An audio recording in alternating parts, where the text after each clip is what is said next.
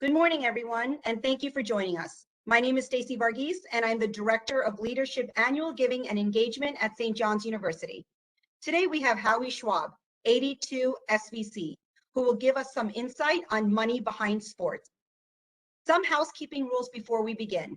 If you have a question, please submit it on the bottom right in the Q&A section to panelists, and they will be answered at the end of the presentation. Now, I'm excited to introduce our speaker. Howie Schwab has been part of the sports industry for over 30 years. He started his career at ESPN as a freelance researcher and left years later as coordinating producer in 2013. He then created a podcast, The Schwab Suite, and worked as a bracketologist for Fox Sports and contributed to analyst Dick Vitale by doing research work and assisting with his website. Welcome, Howie. I will hand the webinar controls over to you now. Thank you so much, Stacy. It's great to be here. Great to be involved with any project with St. John's because I'm very proud of my alma mater. I want to start, first of all, unfortunately, earlier this week, we got news of a close friend who was an AAD, athletic administration major, many years ago by the name of Tom Costino. Tom worked at Yonkers Raceway. He worked in the wine industry in New Jersey in public relations. He was a great person. Unfortunately, he passed away at age 59. So if you can just send a good thought on his behalf to his family. Tom was really a good person, and we will miss him. But anyway, I don't want to go too deep into that, but I wanted to mention that. I don't know if anyone on here knew Tom or not, but want to pay respect. Anyway, I'm happy to be here to talk about sports and money. And sports has become such a big business now. It's kind of out of control, to be honest. I mean, I think back, I went to St. John's from 78 to 82. When I first went to St. John's, there was not a single baseball player making $1 million. The first $1 million baseball player was Nolan Ryan in 79. He had a 4-year, $4.5 million deal. You think about that, it's a little more than 40 years, and now it's skyrocketed to the point where, like this week, for example, Max Scherzer, the contract he signed, Corey Seager, on and on and on, and it's really a pretty wild situation, but we'll get into that. I want to first start by talking about how do Major League Baseball teams, both baseball, football, basketball, how can they afford to pay these wild salaries? Well, it's very simple. The biggest thing is the TV revenue.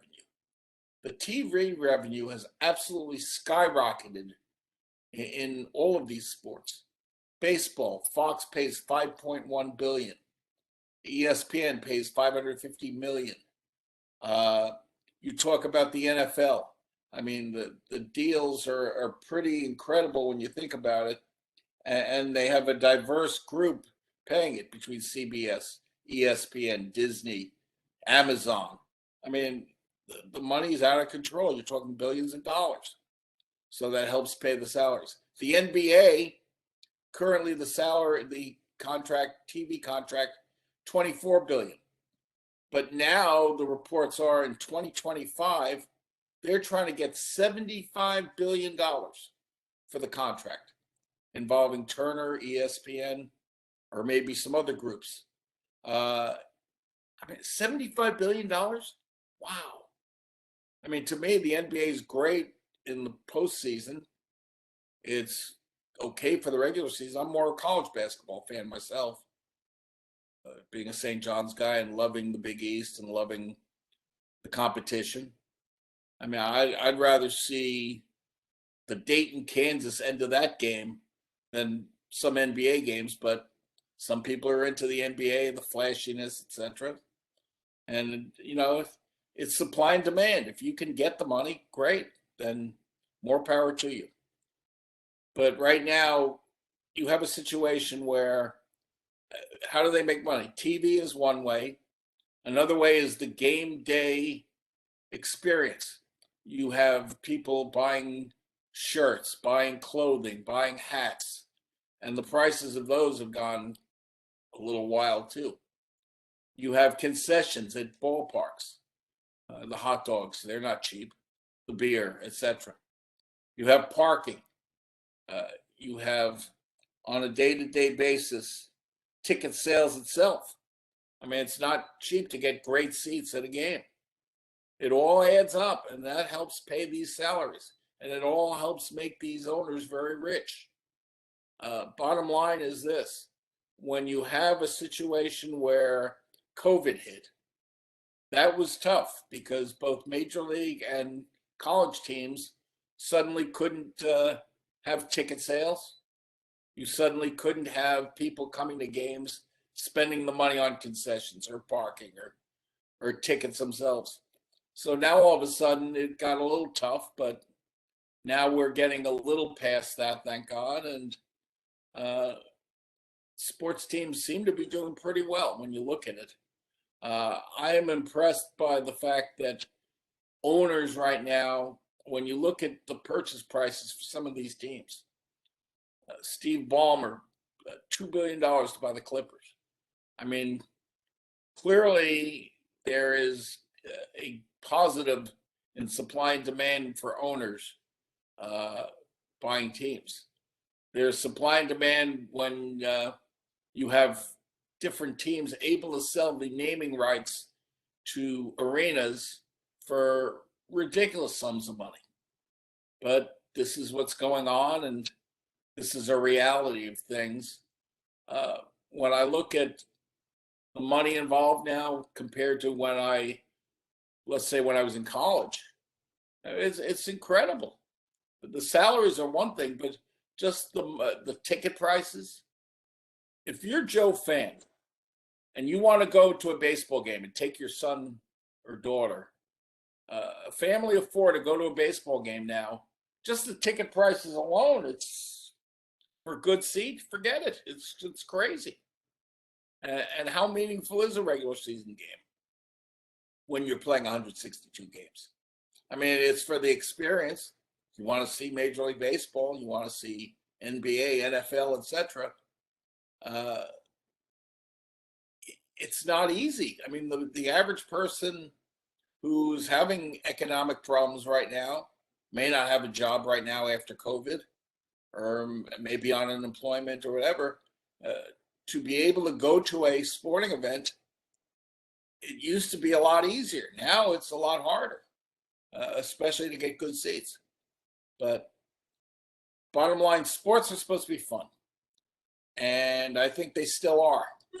But the money involved has gotten so wild when it comes to salaries. I mean, to me, it's very simple when you're an athlete. If you can get the money and a team wants to pay you the money, more power to you. You should be able to get whatever you can get, because realistically, you're spending a lot of time improving yourself as an athlete. In college, you're not able to really have a full-time job.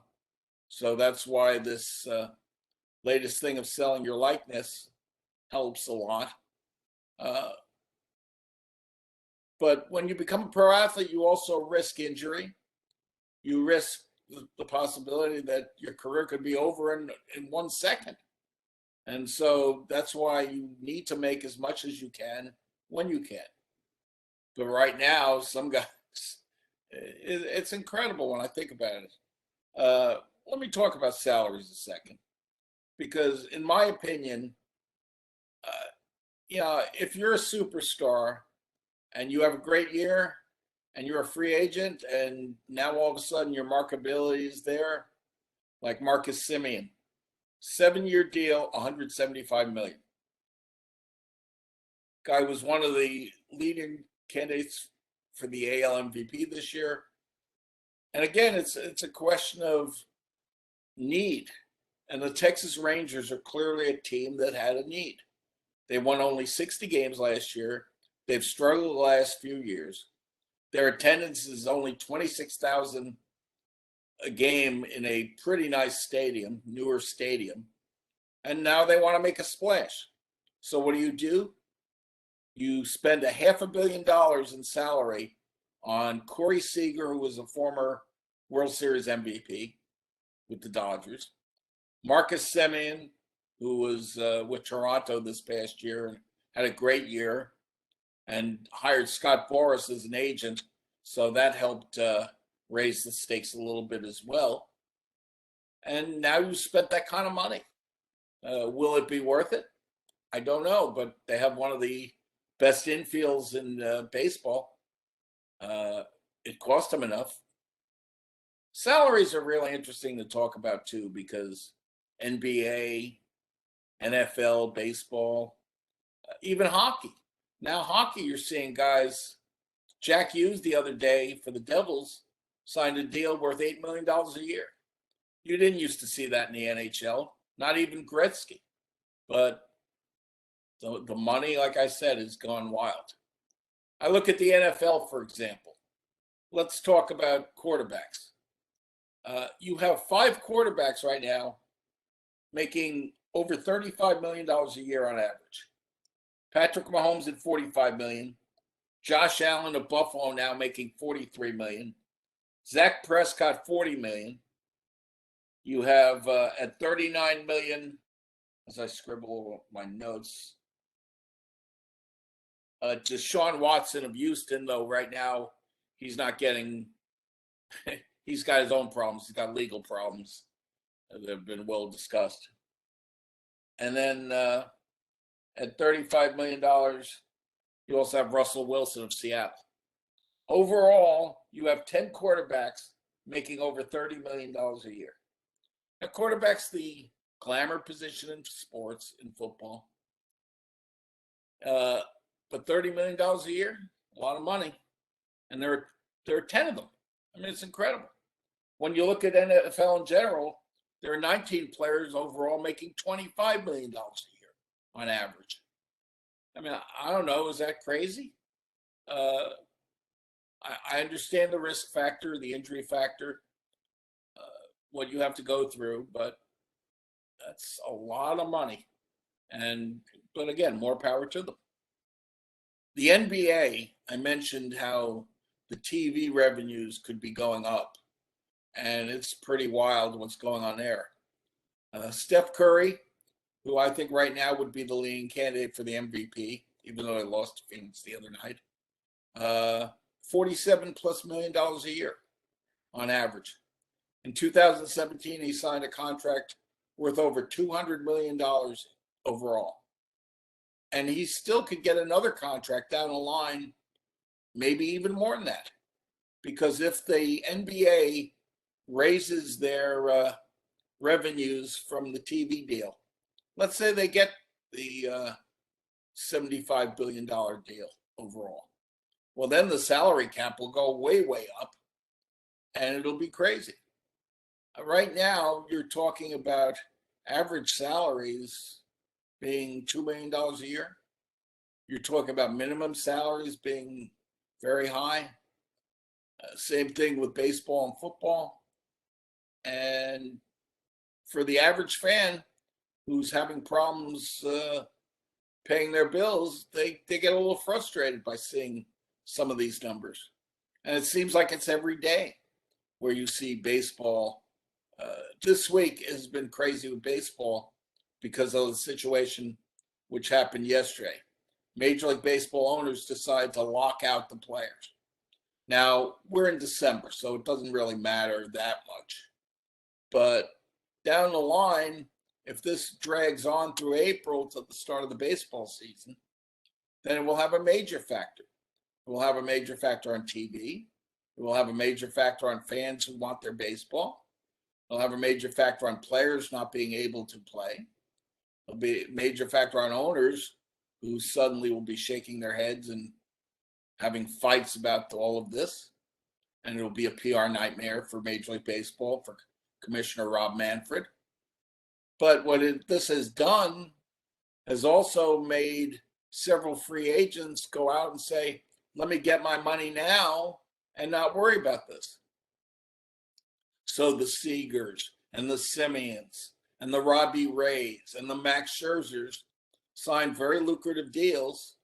Meanwhile, a guy like Freddie Freeman of the Braves, on the World Series champ, is a free agent, and he has not signed. And so now he'll be in limbo for a while. But we'll see what happens with that. Again, with pro sports, when you see these numbers, you shake your head a little bit because, like I said, growing up watching sports, you saw players making some decent money, but we're not talking 20 million, 30 million, 40 million dollars a year on average. That's mind-boggling. I mean, it used to be that franchises were not worth that much money. And it's interesting to note that not every team does that. I'll give you an example. The Tampa Bay Rays in baseball. Their average attendance, about 11, 12,000. They're in a stadium that some people criticize. They have often been on the low end of the payrolls in baseball. Well, recently they did something very interesting, and they had to do it. Wander Franco is a young man who is one of the most highly touted youngsters in baseball. When they brought him up, they took their sweet time bringing him up because they didn't want to start the clock on free agency. They didn't want to have any thought of losing him. So the best way to make sure they don't lose him down the line, give him a long-term contract. They gave him a 12-year deal, by far the richest deal they have ever done in their franchise. Now, they're going to rely, of course, on TV revenues. They're going to rely, of course, on trying to sell merchandise. Their attendance is not great, so that's not going to be as positive. But the bottom line is this is the way to keep your franchise player happy. And if you don't do that, you're going to lose them. And if you lose them, then you have to start over rebuilding. The one thing the Tampa Bay Rays do very well is they have signed players that are very underrated, that are veteran guys who are near the end of their careers, or guys who you don't necessarily expect much from, and then they come through. They have been very interesting in terms of starting pitchers who are basically relief pitchers and trying to piece games together where 8 or 9 guys pitch. And that's been a little more revolutionary, but it's worked for Kevin Cash. But when I look at the money, Wander Franco, that's a big deal. They signed Nelson Cruz, or they acquired him in a trade, and that was spending a lot of money as well. So it's nice to see that when you look at the Tampa Bay Rays. When I look at the NBA, though, I am amazed by the fact that $8 billion annually in TV revenue. That's amazing.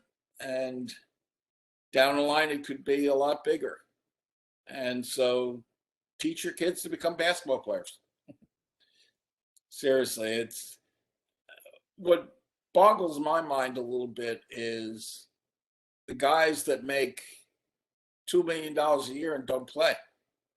They barely get off the bench, and they're making that kind of money. It's incredible. In the NFL, the minimum salary is just under $500,000 a year. It's a lot of money to sit on a bench. But if you can get it, like I said, more power to you. I think it's important to note that. When I look at salaries in general, though, there are guys who, earn their money. Let's talk about Patrick Mahomes.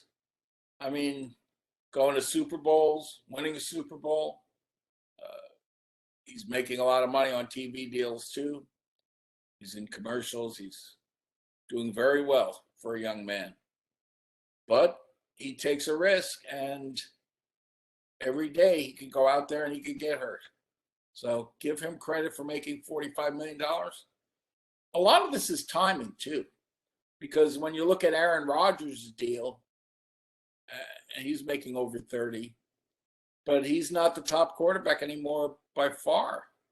When you look at, as I told you, the 5 top guys, and timing is everything. If you're in a situation where your contract is almost up, you have the leverage and you have the ability to say, okay, I want this deal. My agent's going to go for this. And if you don't give it to me, well, then I'll go somewhere else. And you've seen that in baseball. Max Scherzer was a very touted guy during the season. It looked like he was going to be traded to San Diego. Then all of a sudden, he ended up getting traded to the Dodgers. He was a big factor in the Dodgers' success. Of course, they did not win the World Series, but this year, after they won it last year. But bottom line, Max Scherzer then turned around and just signed a deal worth $43 million a year to play for the Mets. I'm sure there are a lot of Met fans out there because New York, St. John's audience, but the Mets are an interesting story. This is a team that has been very frustrating. This is a team that did spend money on Javier Baez. That did not work out that well, and he ended up signing with the Tigers this week as a free agent. They signed Lindor, a very talented player who used to be with the Indians, and that has not quite worked out as well yet either. But Steve Cohen, the new owner of the Mets, wants to win. And it's interesting when you talk about money in sports, because some owners are concerned about the business, like the Pittsburgh Pirates, that don't seem to spend the kind of money that other teams do. And then you have the Mets, who have spent money at times in the past. The Bobby Bonilla disaster comes right to mind. But the Mets now, Steve Cohen wants to win. He wants to be popular. And so he's going to spend a lot of money on players led by Max Scherzer. That puts a lot of pressure on Max Scherzer. Let's realize, Max Scherzer is 37 years old. He has missed games due to injury before. And so you're taking a risk paying that kind of money for a veteran pitcher. And he also has an out clause within 2 years. So we will see what happens. But again, it's a supply and demand situation. And in this case, the Mets rolling the dice and going for it. But that's the world we live in. Now let's talk a little bit about college. College sports has changed quite a bit. You think about years ago when the NCAA Final Four was played in stadiums that held 20,000 fans. Now all the Final Fours are in football stadiums. You get 70,000 fans. You get an incredible scenario, but it's all about money. And now college sports, the money has been going out of control as well, because let's talk coaches' salaries. What happened this past week? Lincoln Riley left Oklahoma to go to USC, millions of dollars. Brian Kelly left Notre Dame to go to LSU. Notre Dame supposedly one of the best jobs in football, but now he's going for an average of $9.5 million a year. There were reports it was close to $15 million, but that's inaccurate. Brian Kelly thinks he has a better shot of winning a national championship playing in the SEC against Nick Saban, Jimbo Fisher, and Lane Kiffin right now, and some others. That's an interesting theory. I don't agree with it. But maybe he feels the athletes he can get are different than Notre Dame athletes. Notre Dame athletes, the academic requirements at Notre Dame make it tougher. And maybe he was tired of the recruiting. But we will see what happens there. But that's what makes sports interesting. When guys sign these lucrative contracts and people question some of these contracts. And right now, you also have a situation this year where college athletes can get paid. It's very interesting because you've had some people sign local deals with car dealerships. You've had people sign deals with major companies. Young lady at UConn just signed a deal with Steph Curry's group, which was interesting. But then there's a flip side. There's a player at Oklahoma named Spencer Rattler. He was the starting quarterback at the beginning of the year. He was considered a Heisman frontrunner. He signed a few deals, getting some money. Only one problem. He lost his job. He's not the starting quarterback anymore. And in fact, he's not even on the team anymore. He announced this week he's going to transfer. And you've seen a bunch of quarterbacks transfer in recent years. So not a total shock if you're not playing. But bottom line is, if you invested money on Spencer Rattler, may not have been a good investment. But anyway, I wanted to close by saying that the world of sports is still a great place. I know some people are critical of the money involved, but more power to the athletes who can get this money. I give them credit for that. More power to the owners who are willing to take risks to spend money to try to build a winner. I always loved George Steinbrenner because he wanted a winner. He didn't care what the cost was. He didn't care about the luxury tax. He wanted to win. And as a fan, you want an owner who wants to win.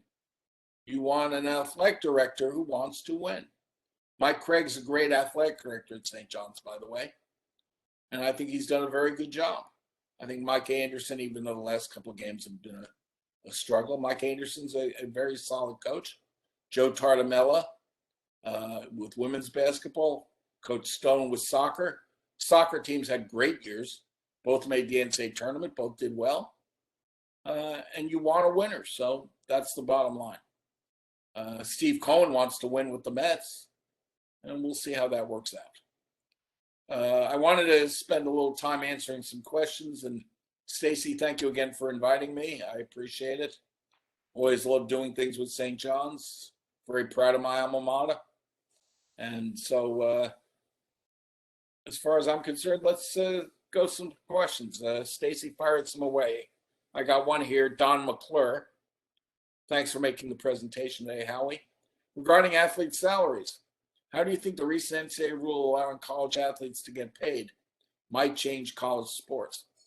Well, I think it's changing college sports a lot because now some athletes feel comfortable getting paid legitimately.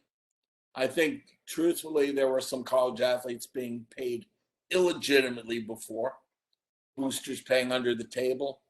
The NCAA having trouble monitoring this to the point where infractions were happening and yet penalties were taking years. For example, LSU basketball. There have been some major allegations made, and this is 2-3 years already, that the committee on investigations has been working on this, and yet no penalties. Will Wade has gotten away with things. He's reportedly been on tape talking about it. I'm sorry. To me, the NCAA needs to dole out punishments a lot quicker. Arizona fired Sean Miller over some things that were alleged. That's fine. But as far as college athletes changing because of this money involved, at first I thought, well, hey, if you're paying scholarships and you're paying room and board, you're getting all this stuff, isn't that like being paid? But the truth of the matter is they can't hold a job. They're working on their athleticism. They're working on working out. They're working on practicing. They're working on so many things. So if they want to earn a little more money, more power to them. And so I'm okay with it now that athletes get some money.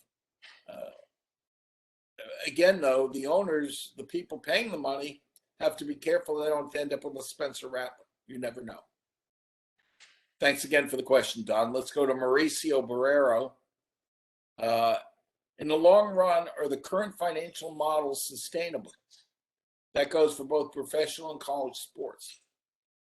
I kind of question that, to be honest with you, because you have some franchises that are not in great shape, that do not get the attendance, they get the share of the revenue from TV deals. But like I mentioned, the Pittsburgh Pirates aren't necessarily spending the money. The Kansas City Royals have started to.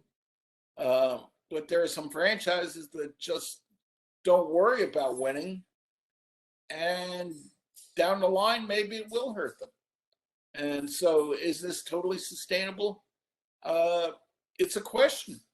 But when you're getting that kind of money, like I alluded to, from the TV deals, and you're getting a fair share of it, if you sell a little bit of merchandise and you have some attendance, you'll be okay. So I guess in that regard, it is sustainable. But if I were a fan of those teams, I'd be a little frustrated. But to me, you want a franchise or you want to root for a team that's trying to win. Though then again, I'm a Giants fan, and I kind of wonder at times. I mean, they try to win, but unfortunately, between injuries and some poor decisions, close games, it's been a frustration again. But that's half the fun of sports. Let's go next. Joe Field, I hope I pronounced your name right. Joe Field Phillips. Is the overuse of analytics hurting or helping sports? Teams seem to be hiring math guys in leadership positions instead of people who truly know the game. That's a very interesting question, because a lot of teams have gone to the analytics. And to me, it's a little frustrating because, and I used to like analytics, but I think they are overused. The bottom line is you're trying to win games. Now, if you feel that the positioning of infielders due to analytics, okay, that's fine. You think that'll help you win. But having math scholars in general manager positions, I agree with you. I think that's wrong. I think you want people who know the sports, who maybe played the sports, who have relationships with other athletes or relationships with agents, instead of guys who are not only dollar and cents guys, but just relying on math totally. I think that you need some sports knowledge involved in this. Otherwise, you can have a lot of trouble. So I agree with your point. I think analytics sometimes is overdone. But down the line, it depends on the franchise. It depends on the sport. But some people have been able to do that. Other people have been burned. Let's go next to Jawed. What are your thoughts on the horizon regarding the sports betting? Glad you asked, because I should have mentioned that. When we talk about revenue for teams, sports betting now has blossomed into a very big deal. You have a number of franchises that have even put betting into arenas for their games. I mean, in certain states, you can do that.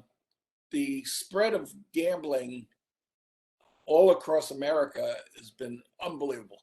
Obviously, Vegas was one thing, but now Vegas, Jersey, all over the place, you have the possibility of betting. And like I said, sports is about winning. And you want to win your bet, you want to win your game, you want to have an edge. If you think knowledge is important in sports and you have an edge, you know, let's say a guy is injured, so that will affect the game. Sports betting has become a big deal. And it's become a big deal in the media too. When I worked at ESPN early on in my career, sports betting was kind of taboo. You didn't want to put the lines up on a graphic. You didn't want to even mention it. Now it's every 5 minutes, and Scott Van Pelt does a great job with his stuff. Stanford Steve and Chris Felica, an old friend, they do a great job with this stuff. They have sports betting shows on a number of different channels. And every graphic, every time you see the bottom line, let's say, it says so-and-so -7. Of course you want to know the betting line because there is such interest. Owners now are benefiting from this, and commissioners are smart. They realize there's a lot of money involved in this with DraftKings and all the others. So now they're taking advantage of this, and that's another source of revenue for them, and they're very happy with it for now, as long as there's no scandals.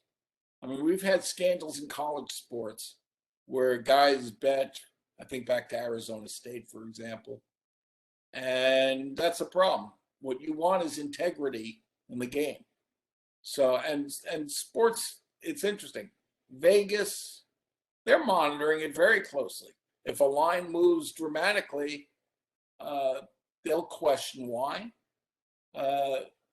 So sports betting, the regulations, the regulatory agencies are very smart with this. I think sports betting actually will help owners and help sports as long as we don't have a problem. Okay, let's see the next one. Hi, David. I watch Stump the Schwab religiously. There you go. Yes, I was on ESPN for 4 years doing a trivia show called Stump the Schwab. I was 64-16, to be honest. People say, you lost 16 times? What happened? But it's funny. Impressed with your sports knowledge. Great to hear from you again. My question, do you agree that minor league baseball players should be paid now? Yes, I do. Yes, I do. And I think minor league baseball players, this is a tough situation. The point is, well, first of all, the lockout now is changing everything. And I'm hoping the lockout ends quickly, but I don't think it will, because they're arguing about a number of different factors that have to be negotiated. We'll see if it works out or not, but minor league players, they don't live a major league lifestyle. They go on buses to games. They go to McDonald's and Burger King for meals instead of getting a ridiculous per diem. So I kind of root for them, and they work their way up to try to make the majors. But some guys don't even do that. Some guys end up spending their whole careers in the minors. So I think we need to take care of them. I also think that pro sports need to take care of the former athletes who are having problems, be it drug problems, be it health problems, be it financial problems, and that we need to have more respect for some of them. And I think the NFL is doing a better job now, but not 100%. Let's go. Jofil has another question. Are you in favor of age limits in basketball and football? I believe basketball is 1 year removed from high school, and football it's 3 years. Yes, basically. You know what? If you're a LeBron James type talent and you want to come right out of high school, if the market indicates you can do that, then I don't have a huge problem with that. The only thing is, I think that the idea of going to college teaches you discipline. It gives you a shot to practice more with a team. The athletes are clearly more suited towards the pro game than high school athletes. When you're in high school, a lot of times you're dominating against kids who are not even close to NBA level talent. So in the case of football, you want to have more time in the workout rooms. You want to have more time competing. But then again, do you want to risk injury? It's a two-edged sword. But I think right now, the way it is, it's not terrible.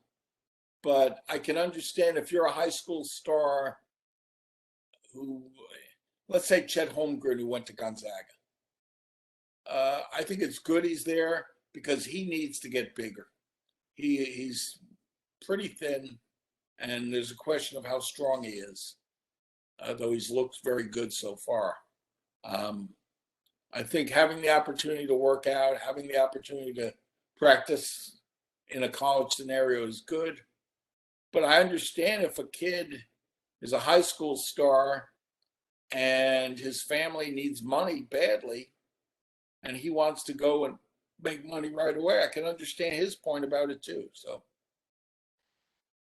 let's go back, Joe, and again, I'd love to connect further. I've worked with pro athletes since 2014. Currently work full-time with Jalen Brown of the Celtics. There you go. What's the reboot of the show coming? Not at ESPN, it's not.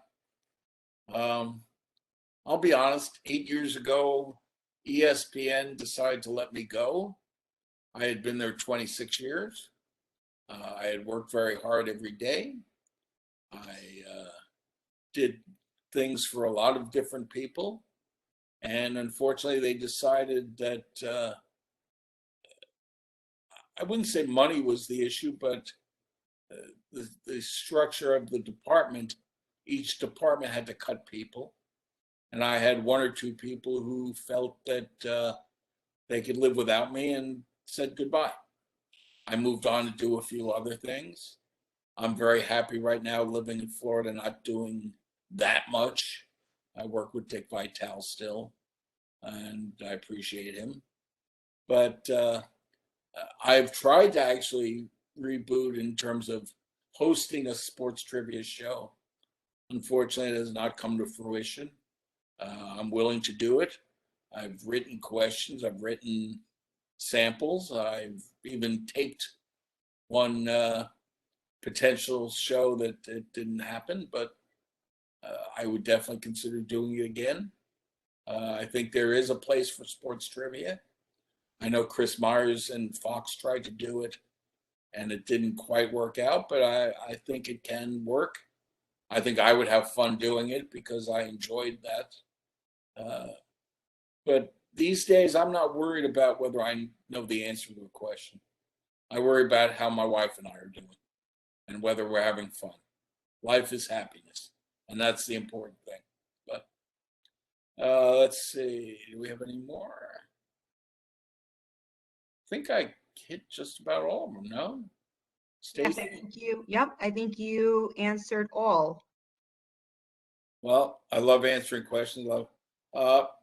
Happy to hear you're happy with your family. Let's figure this reboot out. Okay. Hold on. Let me scribble down the number.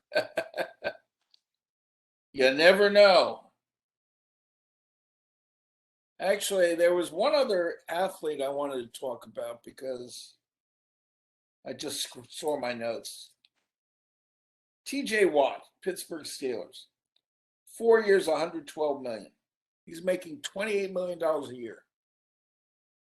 He wasn't even the best of the Watts, but yet $28 million a year.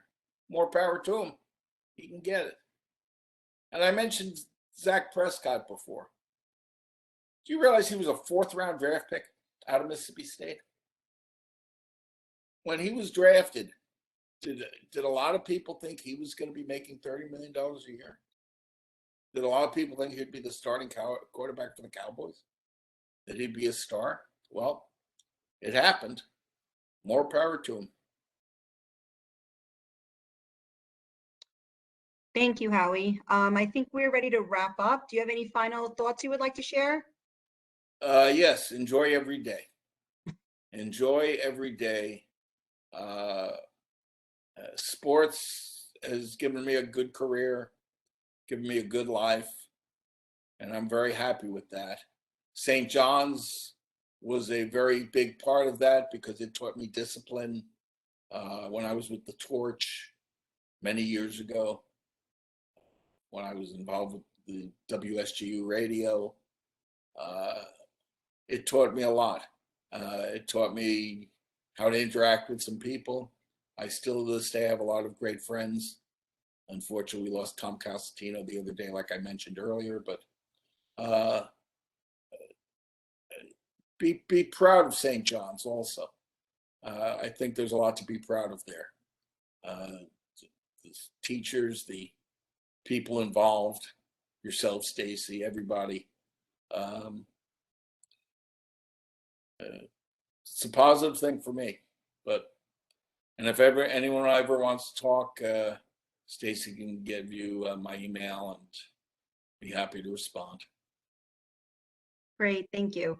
Well, thank you everyone for tell Jalen Brown we're going to start the show next week, okay? You got it. Well, thank you everyone for joining us today, and a special thank you to Howie for such an informative presentation. For Howie's complete bio, please go to stjohns.edu/APD series. Here you will also find a schedule of upcoming webinars and past recordings. I hope you will join us next Thursday, December 9th at 11 a.m., where you will learn how to prepare for life's next chapter. In the meantime, have a great rest of your day. Thank you.